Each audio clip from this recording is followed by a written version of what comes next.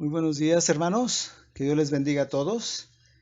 Pues vamos a continuar nuestra primera carta de Pedro. Hace 8 días, hermanos, si recuerdan, vimos o empezamos el capítulo 3 y vimos del versículo 1 al versículo 7. Para esta ocasión, hermanos, vamos a ver del versículo 8 hasta el versículo 12. Muy bien.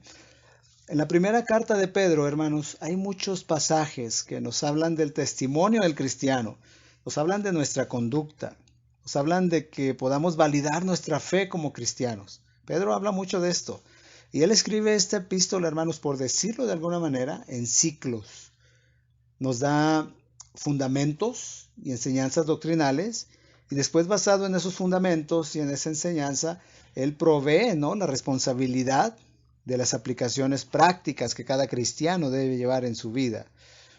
Entonces, pues vamos a ver los versículos 8 y 9. Dice de esta manera: finalmente, sean todos de un mismo sentir, compasivos, amándose fraternalmente, misericordiosos, amigables, no devolviendo mal por mal, ni maldición por maldición, sino por el contrario, bendiciendo, sabiendo que fueron llamados para que heredasen bendición.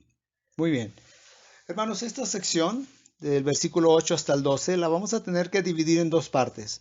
La razón es porque del versículo 10 al versículo 12 es una cita que hace el apóstol Pedro del Antiguo Testamento y la utiliza precisamente para respaldar lo que dice en estos dos versículos, el 8 y 9.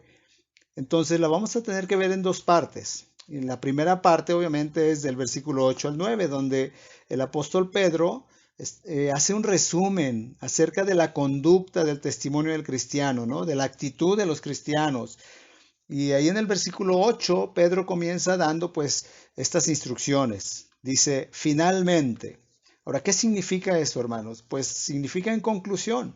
Pedro va a resumir, es una conclusión de lo que hemos estado viendo en estos versículos anteriores, de hecho desde el capítulo 2, ¿no?, del versículo 12, cuando dice, manteniendo buena vuestra manera de vivir entre los gentiles, para que en lo que murmuran de ustedes, en lo que murmuran, dice, de malhechores, glorifiquen a Dios en el día de la visitación, al considerar sus buenas obras. Y a partir de esa sección, hermanos, realmente comienzan todas estas instrucciones, pues acerca del testimonio, acerca de la conducta de los cristianos. Por ejemplo, vemos que la sujeción es una actitud muy importante, ¿no?, en diferentes áreas. Recuerdan la sujeción a Dios, la sujeción al gobierno civil, la sujeción al lugar de trabajo. Aún siendo cristianos, hermanos, se encontraban bajo esclavitud algunos de ellos. La sujeción en el hogar, ¿verdad?, de la esposa hacia el esposo.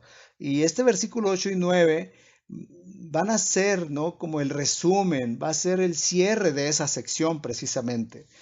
Ahora, algo interesante que notamos aquí es que Pedro se va a concentrar en un grupo que no se ha mencionado con anterioridad, ¿verdad? Él ya nos habló de nuestra sujeción a Dios, de la sujeción al gobierno, de la sujeción al lugar de trabajo, en el hogar, entre el esposo y la esposa, ¿verdad? Pero falta un grupo. Entonces lo vamos a ver ahora a partir del versículo 8. Y este es el grupo, hermanos, de los creyentes. Es el grupo de la iglesia. Vamos a tocar el tema de las relaciones interpersonales que debemos de tener nosotros como hijos de Dios. Y vamos a ver específicamente 5 adjetivos muy importantes, ¿verdad? Que en el idioma original pues son adjetivos o son formas verbales que describen precisamente la actitud que debe existir entre los cristianos. Entonces Pedro comienza diciendo, finalmente, sean todos, y dice, de un mismo sentir, número 1, de un mismo sentir. Número 2, compasivos. Número 3, amándose fraternalmente. Número 4, misericordiosos. Y número 5, amigables.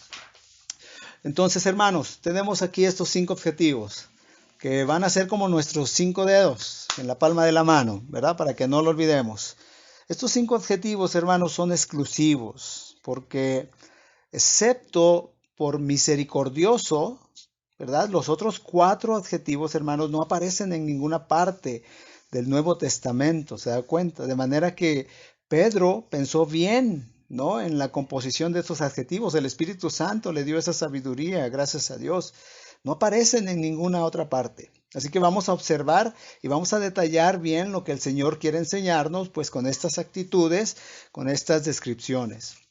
Entonces, pero primero, antes de que vayamos a este tema de las descripciones, hermanos, quisiera que pudiéramos observar algo que es muy importante, ¿sí? Primero aquí el apóstol Pedro dice, finalmente sean todos, ¿sí? Todos.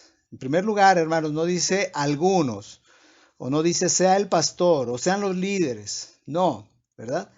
Dice todos, y lo dice de una forma, hermanos, imperativa, sean todos, ¿verdad?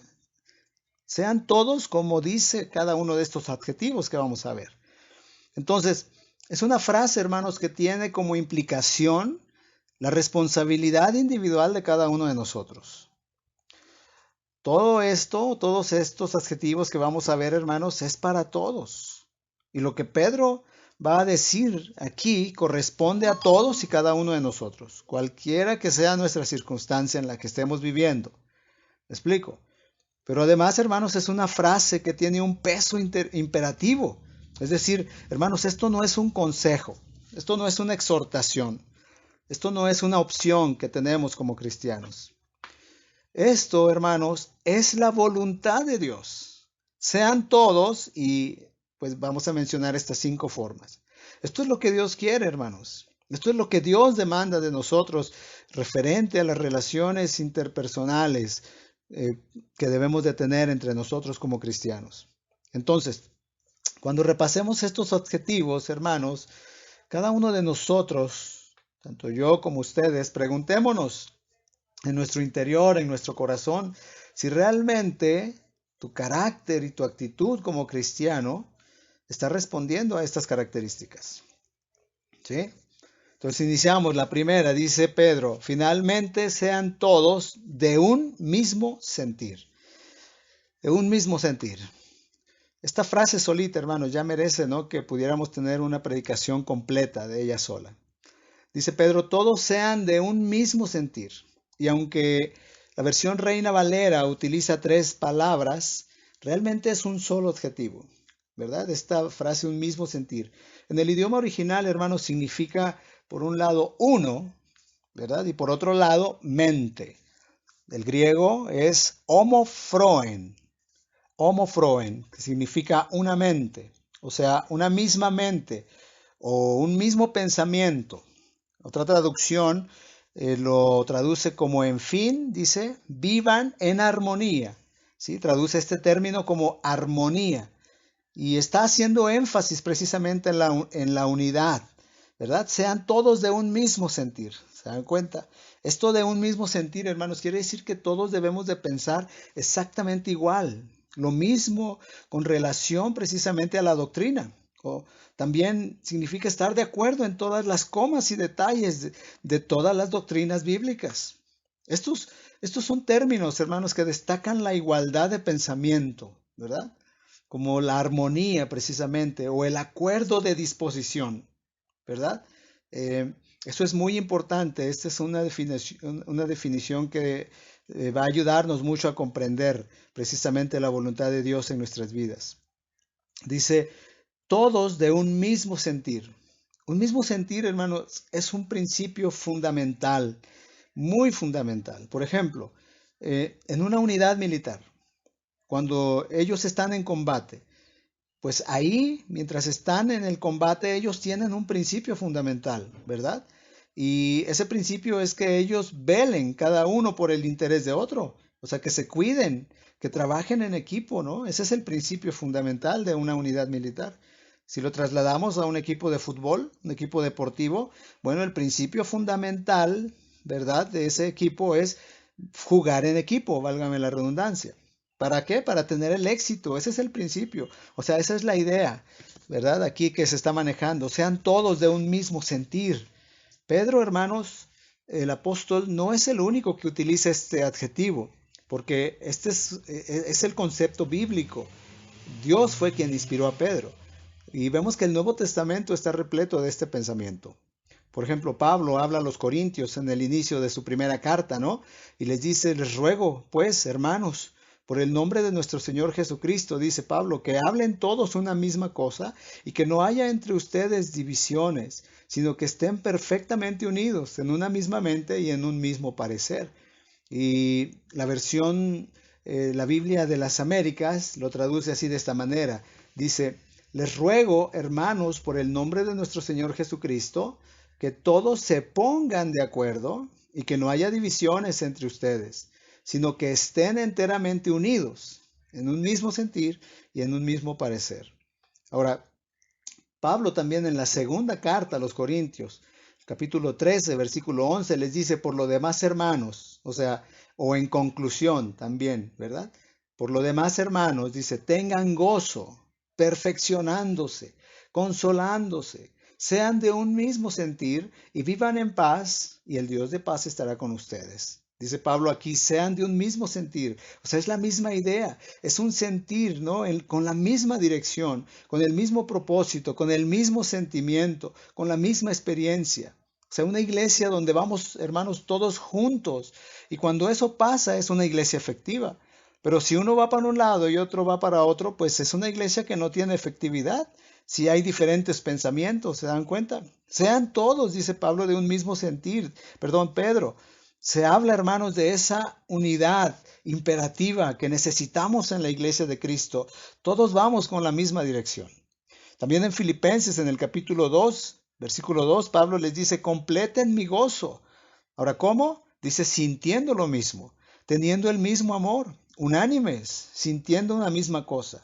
¿Ven? Es el mismo concepto de unidad, de acuerdo, de disposición, de trabajar en equipo. Dice, sean todos de un mismo sentir. A los romanos también en el capítulo 15, versículos 5 al 6, Pablo les dice, el Dios de la paciencia, ¿no? Y de la consolación, les dé entre ustedes un mismo sentir según Cristo Jesús. ¿Y cuál es el propósito de ese sentir? O sea, ¿para qué? Dice Pablo, para que unánimes, o sea, juntos, a una voz, dice Pablo, o sea, con una misma dirección, ¿verdad? Glorifiquen al Dios y Padre de nuestro Señor Jesucristo. Hermanos, el peor testimonio que puede dar una iglesia es el de divisiones, pleitos, ¿no? Entre hermanos, desacuerdos. Lo peor, ¿no? Y es exactamente lo contrario a la oración de Jesús, que precisamente él oraba, que seamos uno, que caminemos en una misma dirección, ¿no? El Señor Jesús en el Evangelio de Juan, capítulo 17, versículos 20 al 21, ¿no? Cuando está en la última noche y él está orando por sus discípulos y por nosotros, pues ahí hay un énfasis especial en ese mismo principio que estamos viendo, que es la unidad, ¿verdad? Que es el acuerdo, que es la disposición. Jesús decía, Padre, te ruego no solamente por estos, o sea, sus discípulos, sino también dice por los que han de creer por la palabra de ellos, o sea, todos nosotros. Y decía Jesús, para que todos sean como tú, uno como tú, Padre en mí y yo en ti, que también ellos sean uno. Y Jesús dijo, para que el mundo crea. Hermanos, el mejor instrumento que tenemos como iglesia para nuestro evangelismo precisamente es la unidad, es esta disposición de estar unánimes, en un acuerdo. Quiere decir, hermanos, que todos pensemos igual, que todos caminemos en la misma dirección, con el mismo propósito. Y podríamos seguir citando, hermanos, tantas cosas, ¿no? Y citando todo, como decía Pablo, ¿no? Firmes en un mismo espíritu, combatiendo unánimes por la fe del Evangelio, ¿no? Como dice también en otro pasaje. Pero además de este acuerdo de disposición, hermanos, es muy importante también que lo comprendamos porque hay un pasaje del Nuevo Testamento donde dice el apóstol Pablo que nosotros ahora tenemos la mente de Cristo. Y el Nuevo Testamento está repleto de este principio, de este acuerdo, hermanos, de esta disposición, de esta unidad. Cuando la iglesia comienza, ¿no? En el libro de los Hechos, la principal característica de la iglesia primitiva era precisamente su unidad entre ellos. Porque la Biblia dice que perseveraban unánimes en la comunión de los santos, en el partimiento del pan, en las oraciones, ¿verdad? Hechos 2, 44 al 46. Ahí se dice de la iglesia primitiva que habían creído que ellos estaban juntos, que tenían en común todas las cosas. Esta es una iglesia que va a impactar, ¿verdad? Como de hecho lo hizo, ¿verdad? En el versículo 46 dice perseverando. Y vuelve el mismo concepto, ¿no? Perseveraban unánimes cada día en el templo, partiendo el pan en las casas, comían juntos con alegría y sencillez de corazón. Esa es una iglesia, hermanos, que está de acuerdo, que está junta, unánime, que obedece lo que dice Dios. Sean todos de un mismo sentir. La segunda, hermanos, dice finalmente, sean todos compasivos. Este es otro término muy importante y también muy hermoso que nos va a confrontar. En el original es del griego simpatés. Simpatés. Es un término compuesto también por una preposición que es sim, que significa junto a o con. Y el otro es paphos, que significa sentimientos, ¿no? Significa sufrimiento, desgracias. Describe una actitud de compartir el sufrimiento, ¿no? De familiarizarse con la calamidad de otro. Se da cuenta de compadecerse, pues es la idea. Ser compasivo significa estar atento, simpatizar con la aflicción del que sufre, ser sensible hacia el sufrimiento o la calamidad de otros, perdón. Ese es el significado. La NBI lo traduce como compartan penas y alegrías. O sea, no solamente haciendo un énfasis en el aspecto negativo, ¿no? Entonces, aquí habla del momento precisamente de compadecerse, de reír con los que ríen y llorar con los que lloran. Y pues no es tampoco el momento de decirle al caído o al que sufre, pues ahora te lo dije, ¿no? No, ¿verdad? Te lo dije, con Dios no se juega. No. O te lo dije, eso te pasó por desobediente. No, claro que no. Ese es un momento de compasión, de sensibilidad, se da cuenta. Sean todos de un mismo sentir, compasivos. Juan 11:35, hermanos, tal vez es el versículo más corto de la Biblia, ¿no? Y este solamente tiene 2 palabras. En ese pasaje que habla el apóstol Juan, lo que encontramos, pues es la muerte de Lázaro, ¿no? Y su resurrección. Ese versículo dice, Jesús lloró, ¿verdad? Es el versículo más corto, Jesús lloró. Ahora, ¿por qué menciono este versículo, hermanos? Porque nos habla de algo importantísimo. Jesús, hermanos, Él es omnipotente, Él es omnisciente, Él sabía todo lo que iba a ocurrir. Sin embargo, cuando ve el sufrimiento de sus hermanas y el sufrimiento de los que estaban allá acompañándoles, y todo lo que significaba aquella muerte de su amigo Lázaro, Juan dice en el versículo 35, Jesús lloró. Hermanos, ese es el principio. Seamos todos compasivos, ¿verdad? Seamos todos compasivos. En el libro de los Hebreos dice que tenemos ese sumo sacerdote que se compadece de nuestras debilidades. Ahora, ¿cómo puedo ser compasivo? Santiago 1:27. La religión pura y sin mácula, o sea, sin mancha, delante de Dios, es el Padre, es esta: visitar a los huérfanos y a las viudas en sus tribulaciones y guardarse sin mancha del mundo. Ahora, hermanos, ¿cómo puedo ser compasivo? ¿Sí? En primer lugar, identifícate, interésate, relaciónate, compadécete del caído, del afligido, del enfermo.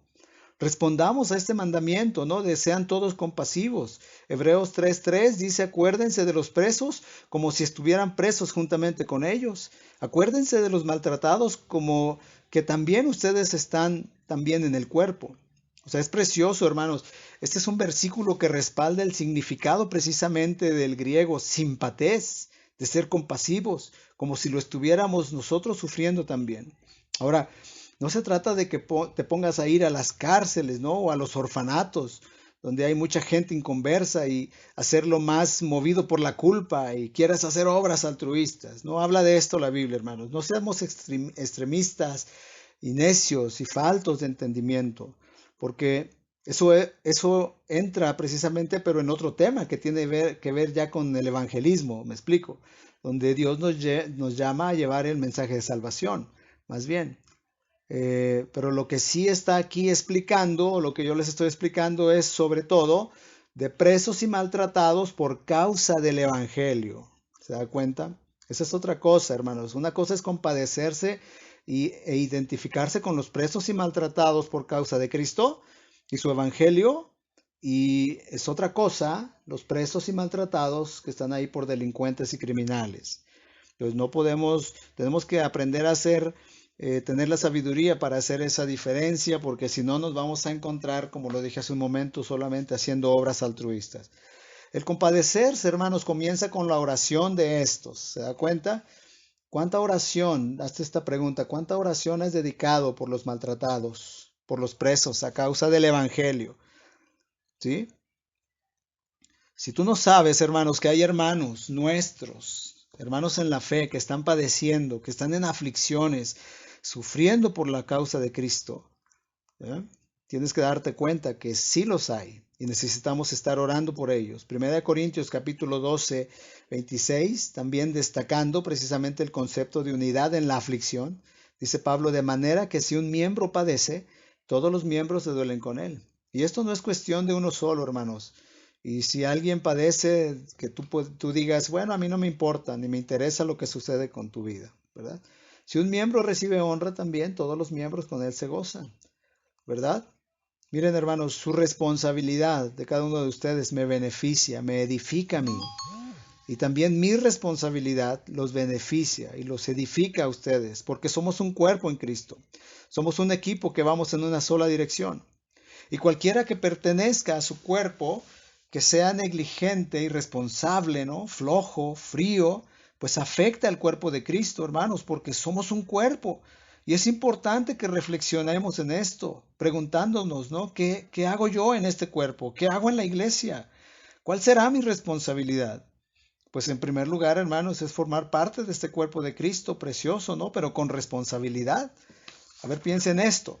¿Qué sentirá Dios si nosotros, siendo pecadores indignos, hermanos, sentimos humillación ante una actitud irreverente e irresponsable? ¿Qué sentirá Dios cuando vemos que muchas veces, ¿no? Nuestra reunión comienza a las 12, por ejemplo, y algunos van llegando 20, 30, hasta 40 minutos después? ¿Qué sentirá Dios?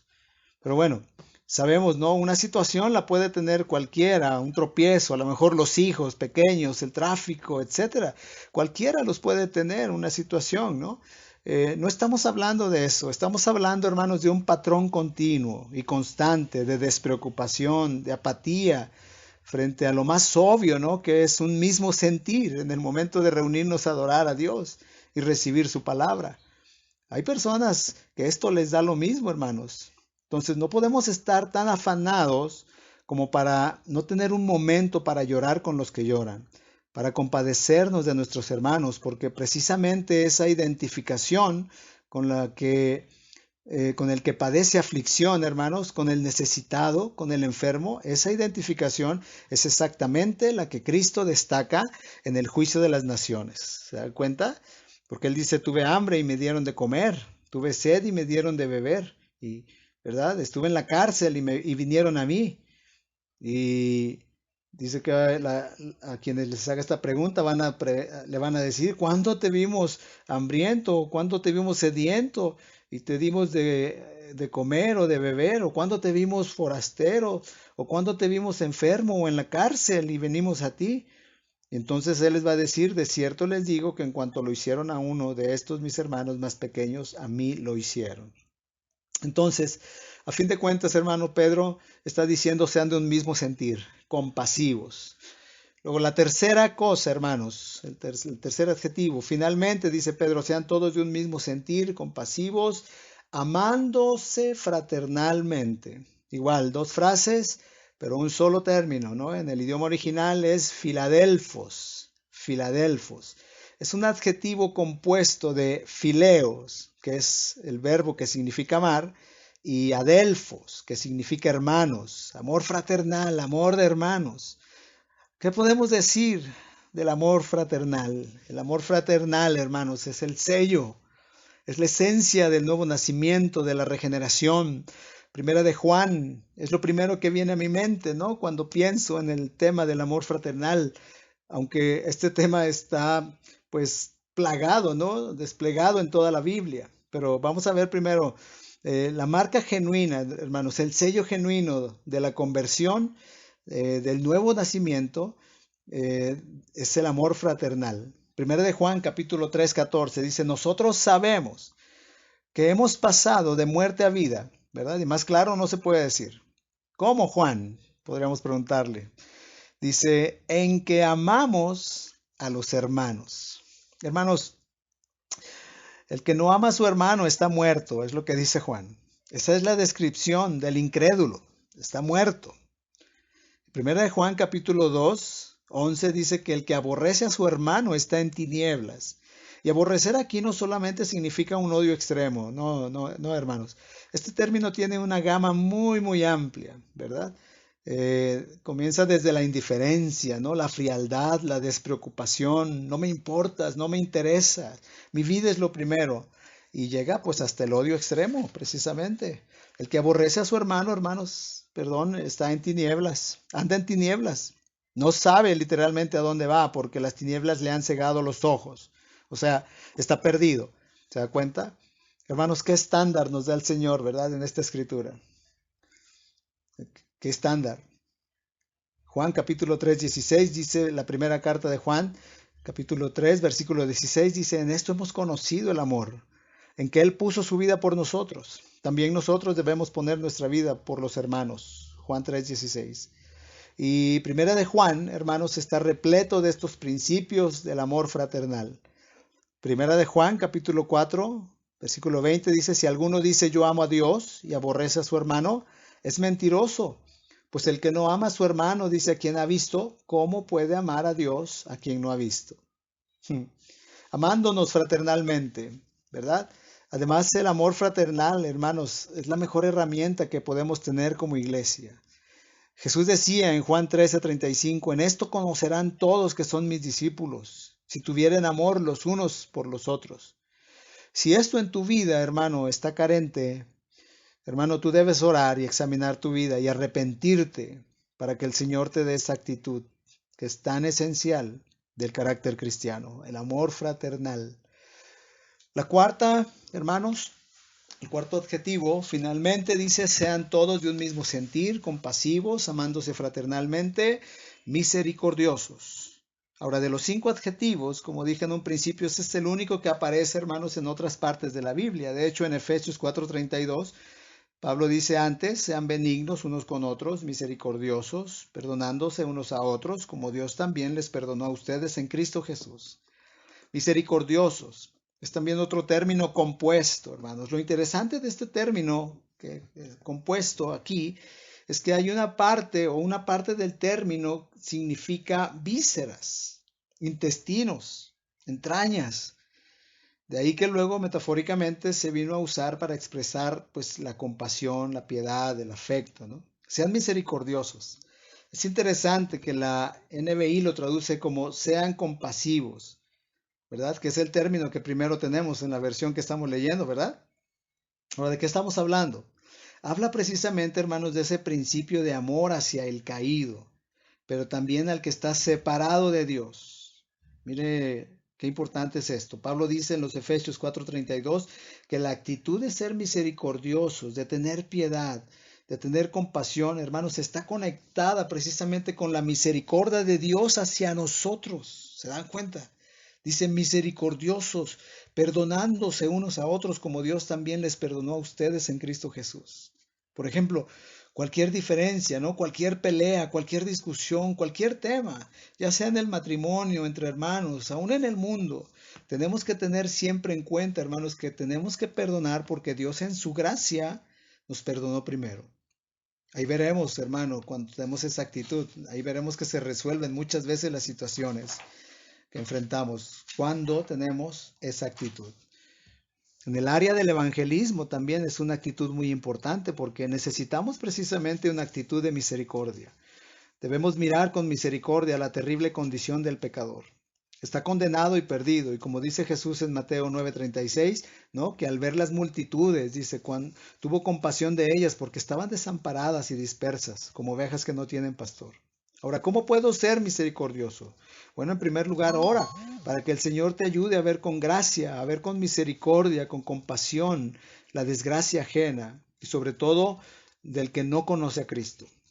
En segundo lugar, revisa tus actitudes, en ocasiones actitudes egoístas, hermanos, y ruega a Dios para que te perdone y te ayude a amar con misericordia. Ahora, estas 4 características que hemos visto ahora, hermanos, nos muestran algo muy grande y verdadero. Hermanos, esta es la actitud de Cristo. Asimismo era Él, y Él es aún así en este tiempo. Y número 5, finalmente dice Pedro, sean todos de un mismo sentir, compasivos, amándose fraternalmente, misericordiosos, amigables. Es interesante también que en el idioma griego, el original, la palabra es tapenofro. Tapenofro. También, hermanos, es un término o un adjetivo compuesto que significa sencillos, humildes. Ahora, ¿qué tiene que ver la sencillez y la humildad con ser amigables, no? Aquí estamos siguiendo precisamente un texto griego que es conocido como el Textus Receptus y pues tiene ese mismo nombre, ¿no? Pero cambia solamente dos letras y cambia entonces el término y cambia el significado. En la Reina Valera se traduce ese término como humildes, pero si lees cualquier otra traducción, hermanos, la gran mayoría traduce el término por humildes, ¿verdad? Por humildes, perdón. La Reina Valera lo traduce como amigables, perdón, como amigables, pero cualquier otra traducción, hermanos, la mayoría verdaderamente lo traducen como humildes. Ahora, si quieres aprender qué es la humildad verdaderamente, vamos a pensar en el antónimo de la humildad. ¿Qué es lo contrario a humildad? A ser humilde. Pues la arrogancia, el orgullo, la soberbia, ¿no? La autosuficiencia. Esas son cosas horribles, hermanos, que Dios detesta. Mateo 32:12, porque el que se enaltece será humillado, y el que humilla o el que se humilla será enaltecido. Santiago también lo menciona, 4:6, pero él da mayor gracia, por eso dice, Dios resiste a los soberbios y da gracia a los humildes. Qué virtud, hermanos, qué virtud tan importante, la humildad. En el Antiguo Testamento hay un término muy descriptivo. Es lo más descriptivo de lo que Dios detesta, hermanos. Y se traduce en el español como abominación.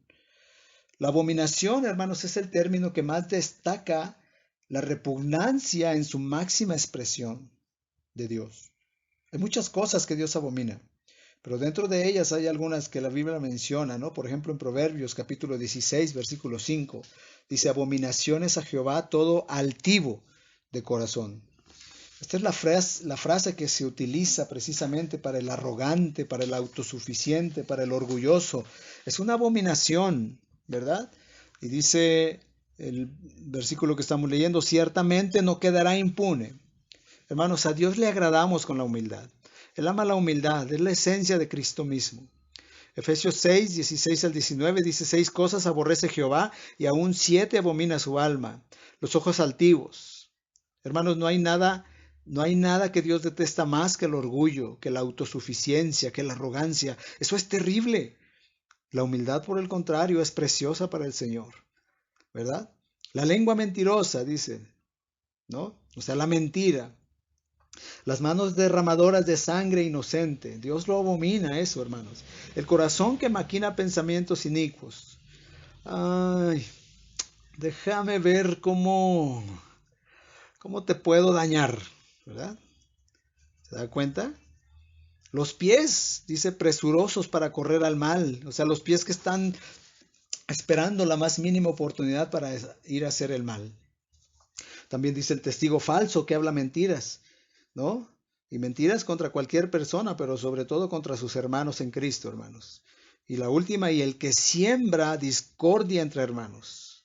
Hermanos, que Dios tenga misericordia y nos libre de sembrar discordia, de sembrar división entre nosotros. Nunca, hermanos, nunca, nunca, jamás, nunca seamos jamás parte de discordias o de divisiones. No, hermanos, porque Dios lo abomina. Dios lo abomina. La humildad, hermanos, es la esencia de Dios mismo. Y Dios ama esa humildad. Filipenses 2:3 dice, nada hagan por contienda o por vanagloria. O sea, o para ganarse puntos, pues diríamos. Antes bien, con humildad, dice el apóstol Pablo, estimando cada uno a los demás como superiores a él mismo.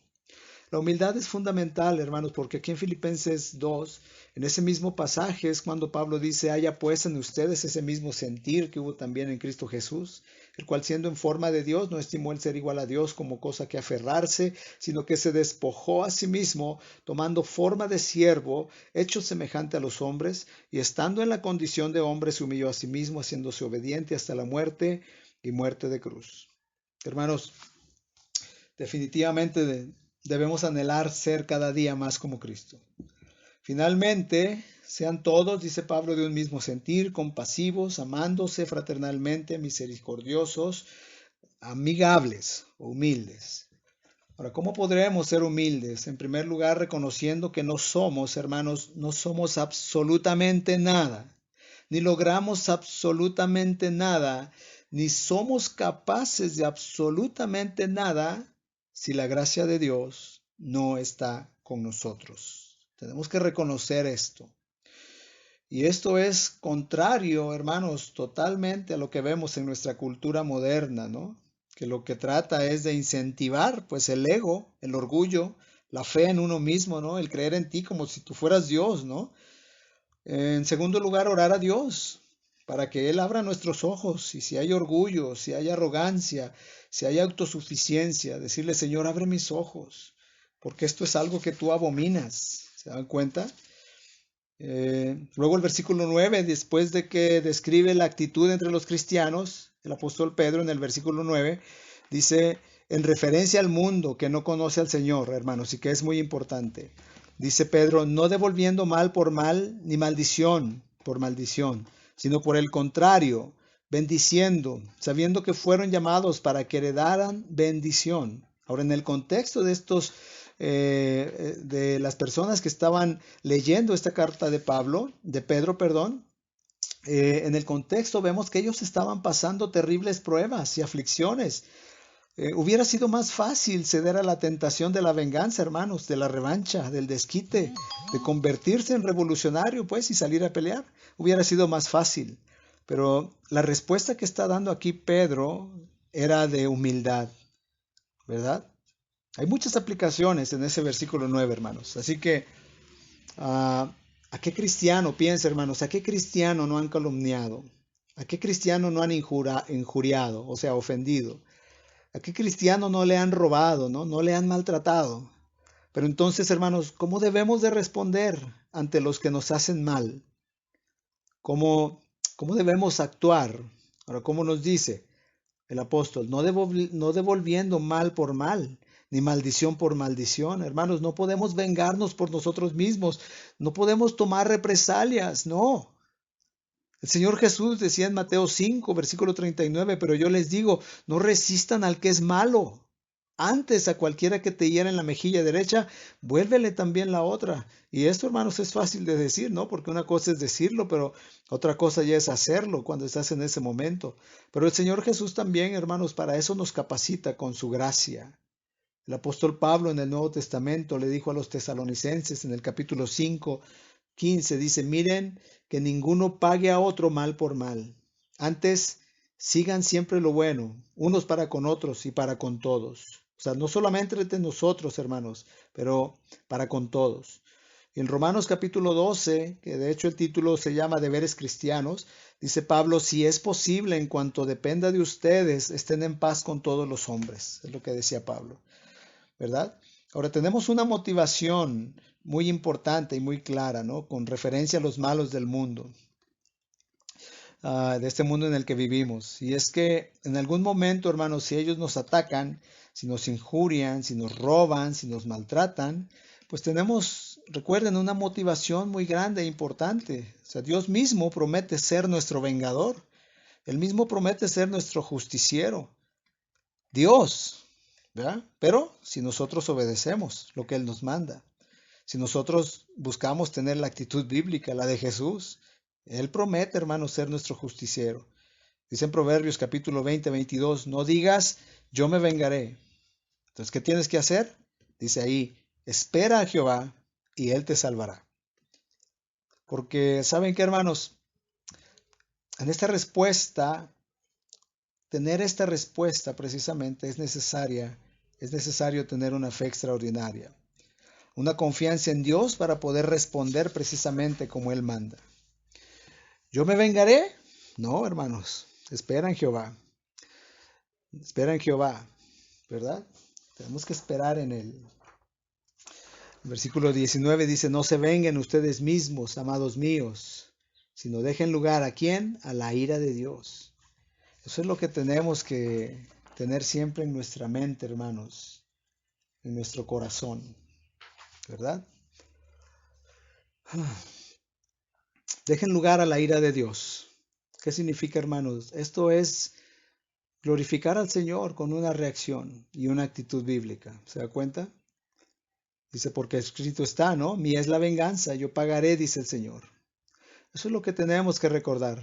Es más, dice el siguiente versículo, versículo 20, así que si tu enemigo tuviera hambre, dale de comer. Estamos viendo del capítulo 12 de Romanos, recuerden. Dale de comer, pero con sinceridad.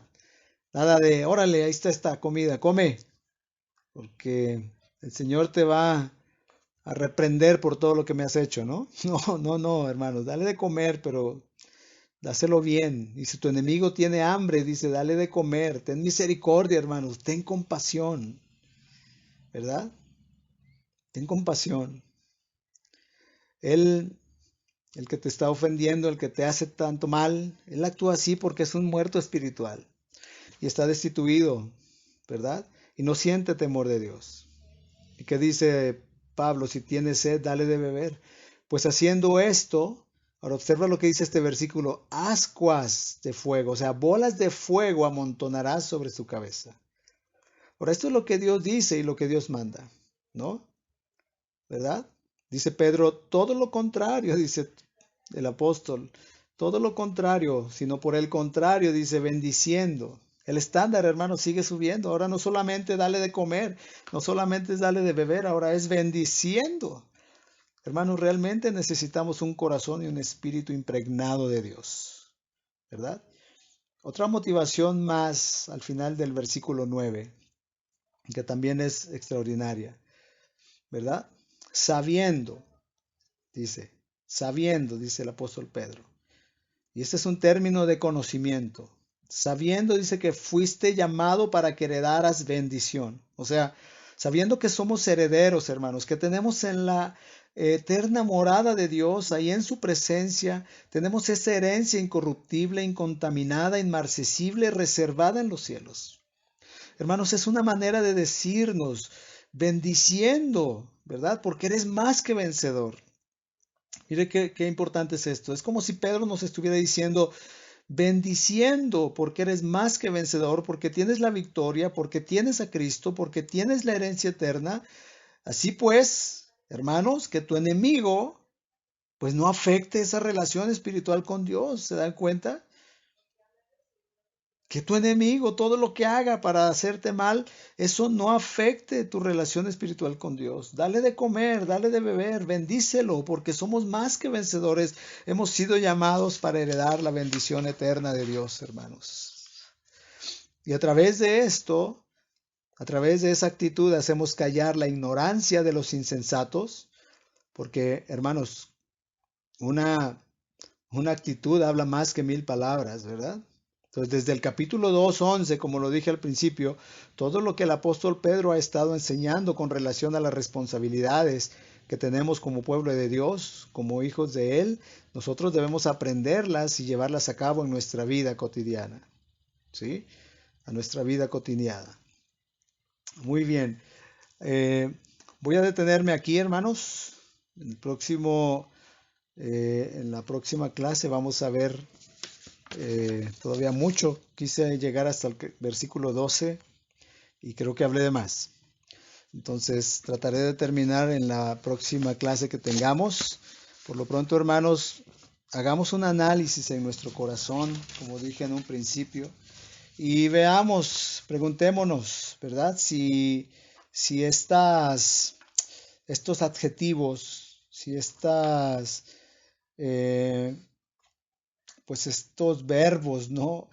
Estas características realmente en nuestro carácter, ¿verdad? O nuestro carácter o nuestra actitud como cristiano, pues están respondiendo a estas características. Preguntémonos eso, hermano, y si no, pidámosle a Dios con todo nuestro corazón, hermanos, que Él nos ayude. Que Él nos ayude precisamente a ser de un mismo sentir, a ser compasivos, amándonos o amarnos fraternalmente, a ser misericordiosos y amigables. Dentro de 8 días, hermanos, vamos a ver a partir del versículo 10, que es la referencia que Pedro utiliza para precisamente a respaldar estos dos versículos que acabamos de ver, 8 y 9. Y también son muchas cosas muy importantes e interesantes que yo creo que Dios nos va a hablar. Que Dios les bendiga muchísimo, hermanos.